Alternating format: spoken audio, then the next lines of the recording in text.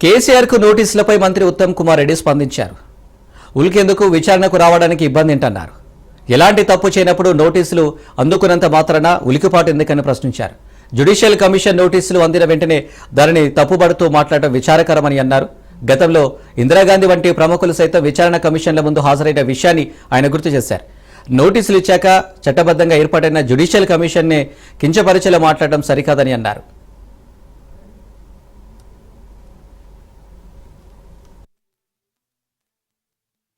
ఆనాటి ప్రాజెక్టు 38,000 కోట్లకి డిజైన్ అయి అప్రూవ్ అయి పని మొదలు పెడితే వీళ్ళు ఏకంగా 80,000 కోట్లకు పెంచేసి సిఏజీ రిపోర్ట్ ప్రకారం అది 1,27,000 కోట్లకు పెరిగి ఇప్పుడు సుమారు పూర్తి చేయడానికి 1,00,000 కోట్లు అయితే ఈ Kaleshwaram project redesigning re-engineering location మార్చడం కేవలం రైతుల నీళ్లు ఇవ్వడానికి కాదు, వాళ్ళ జేబులు నింపుకోవడానికి తప్పితే మరొకటి కాదు అని చెప్పి మనం చేస్తాం. తుమ్మడెట్టి ప్రాజెక్టు ద్వారా 100 కిలోమీటర్లు గ్రావిటీలో తీసుకొచ్చి ఒక్క పంపు ద్వారా ఎల్లంపల్లి నింపే బదులు తుమ్మడెట్టి దగ్గర నీళ్లు లేవు అని అబద్ధాలు రాయించి పూర్తిగా అది అబద్ధాలని తర్వాత నిరూపించబడ్డది.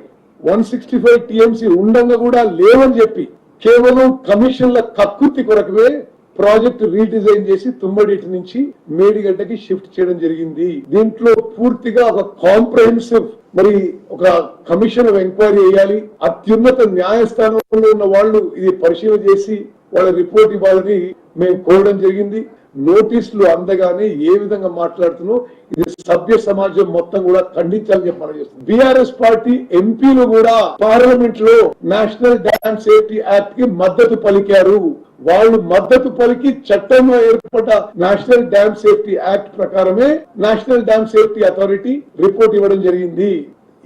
ఎన్ని రాజ్యాంగ సంస్థలు ఉంటే అన్ని రాజ్యాంగ సంస్థలు కాళేశ్వరం ప్రాజెక్ట్ లో దోపిడీ జరిగింది.